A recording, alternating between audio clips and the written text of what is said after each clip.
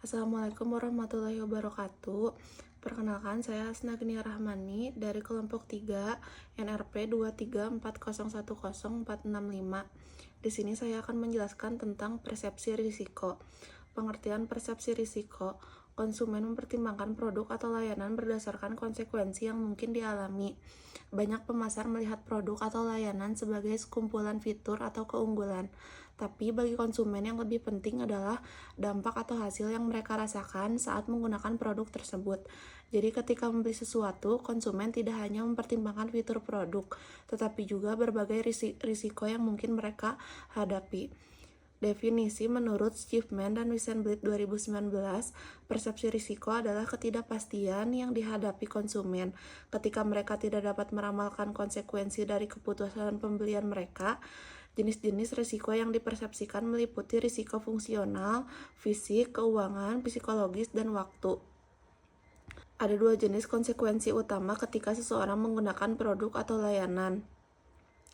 Yang pertama, risiko fungsional adalah hasil nyata dari penggunaan produk atau layanan, yang artinya dampak nyata dan langsung bisa dirasakan saat menggunakan produk atau layanan. Contohnya, jika membeli mobil, risiko fungsionalnya bisa berupa seberapa boros bahan bakarnya atau seberapa cepat mobil itu bisa melaju.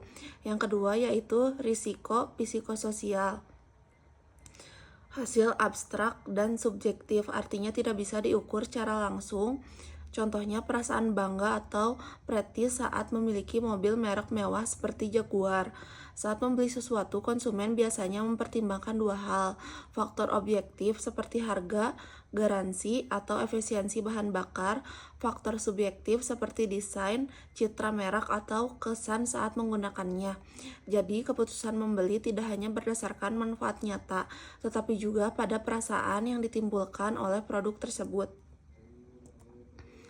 Ada 5 jenis risiko dasar yang dapat mempengaruhi keputusan konsumen dalam membeli suatu produk.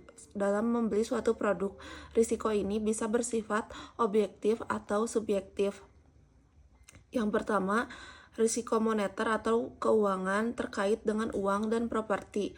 Risiko ini berkaitan dengan uang yang dikeluarkan untuk membeli suatu produk atau layanan, menjadi bahan pertimbangan konsumen apakah produk tersebut sepadan dengan harganya atau tidak.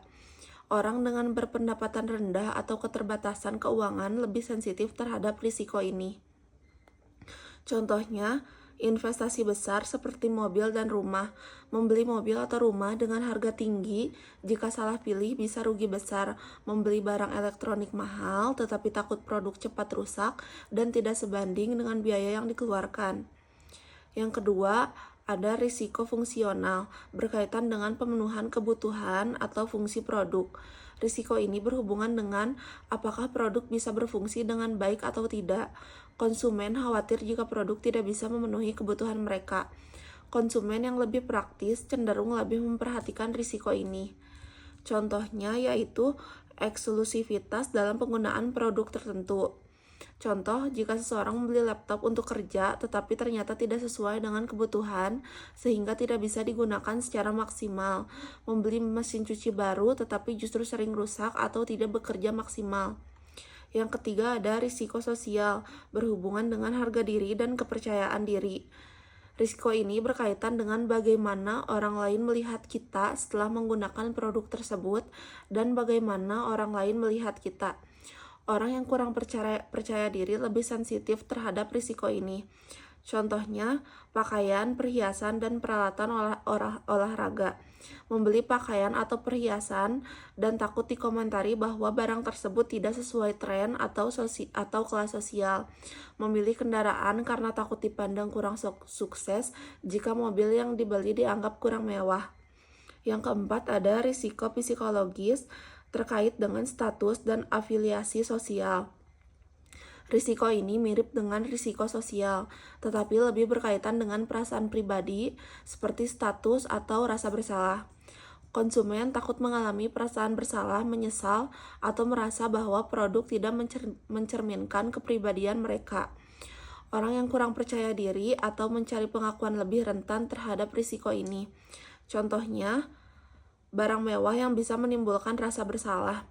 Saat membeli tas branded yang sangat mahal, tetapi setelah membeli merasa menyesal karena terlalu boros, atau saat berlangganan gym mahal tapi merasa bersalah jika tidak sering datang dan memanfaatkannya dengan maksimal. Yang kelima, ada risiko fisik berhubungan dengan kesehatan dan vitalitas atau keamanan. Risiko ini berkaitan dengan kesehatan dan keselamatan pengguna. Orang yang lebih rentan seperti lansia atau yang memiliki kondisi kesehatan tertentu lebih memperhatikannya. Contohnya obat-obatan, peralatan listrik, makanan, dan minuman. Membeli obat atau suplemen kesehatan takut ada efek sampingnya yang berbahaya. Menggunakan alat elektronik atau bahan mudah terbakar khawatir bisa menyebabkan kecelakaan. Makanan-makanan tertentu takut menyebabkan alergi atau masalah kesehatan. Strategi konsumen dalam mengurangi risiko. Risiko bisa muncul dalam pilihan produk, merek, toko, atau saluran distribusi. Konsumen sering menghadapi berbagai risiko saat akan membeli suatu produk atau layanan. Risiko ini bisa muncul dalam berbagai aspek seperti produk, merek, toko, atau saluran distribusi, misalnya belanja langsung di toko atau secara online. Tingkat risiko yang dirasakan dipengaruhi oleh ketidakpastian dalam keputusan pembelian. Konsumen merasa tidak yakin apakah produk yang dipilih benar-benar sesuai dengan kebutuhan dan harapan mereka. Contoh, membeli gadget terbaru yang belum banyak digunakan orang sehingga tidak ada cukup review untuk dijadikan referensi. Yang kedua, konsekuensi dari keputusan yang salah. Produk dengan harga mahal atau yang memiliki konsekuensi besar jika salah pilih cenderung memiliki tingkat risiko lebih tinggi. Contoh, membeli rumah atau mobil yang salah pilih bisa berdampak besar secara finansial dan emosional dibandingkan membeli produk kecil seperti makanan ringan. Yang ketiga, situasi saat pembelian, misalnya di toko yang ramai atau online. Situasi saat berbelanja juga berpengaruh pada tingkat risiko yang dirasakan. Contohnya, belanja di supermarket yang ramai bisa membuat keputusan buru-buru sehingga risiko salah beli lebih besar. Konsumen harus mencari informasi lebih lanjut untuk mengurangi risiko. Untuk mengurangi risiko, konsumen mencari informasi lebih lanjut, memilih merek dan toko terpercaya, memanfaatkan garansi, mencoba produk sebelum membeli, serta mengandalkan rekomendasi dari orang lain. Dengan memahami cara konsumen mengurangi risiko, pemasar dapat membantu mereka merasa lebih yakin dalam membeli produk melalui strategi pemasaran yang tepat. Aplikasi persepsi risiko dalam pemasaran. Pentingnya persepsi dalam pemasaran. Konsumen seringkali memiliki persepsi sendiri yang tidak selalu sesuai dengan fakta objektif. Konsumen seringkali membuat keputusan berdasarkan persepsi mereka terhadap manfaat, risiko, dan nilai suatu produk, bukan hanya berdasarkan kenyataan yang sebenarnya. Pemasar perlu memahami bagaimana persepsi ini mempengaruhi keputusan pembelian. Aplikasi persepsi dalam pemasaran. Yang satu, penempatan merek. Konsumen mengategorikan merek berdasarkan kesamaan atau atribut nama. Perceptual mapping atau MDS digunakan untuk memahami posisi merek di benak konsumen. Konsumen seringkali membuat keputusan berdasarkan persepsi mereka terhadap manfaat, risiko, dan nilai suatu produk, bukan hanya berdasarkan kenyataan yang sebenarnya. Yang kedua, ada pengemasan atau packaging. Kemasan adalah isyarat pertama yang dilihat konsumen.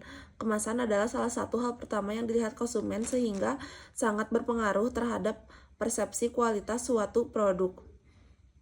Kemasan yang lebih kecil sering dianggap lebih eksklusif dan berkualitas lebih tinggi dibandingkan kemasan besar meskipun harga totalnya lebih murah. Perubahan ukuran kemasan bisa mempengaruhi persepsi pelanggan.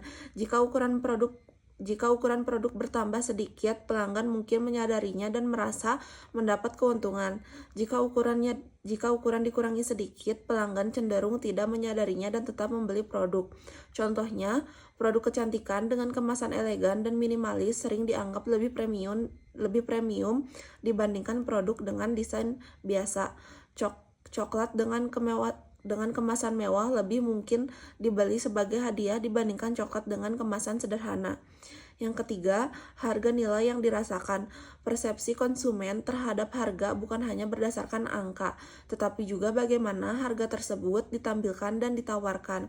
Diskon eksklusif terasa lebih berharga dibandingkan diskon umum yang diberikan ke semua orang. Contohnya, diskon khusus untuk pelanggan VIP terasa lebih istimewa dibandingkan diskon yang tersedia untuk semua orang.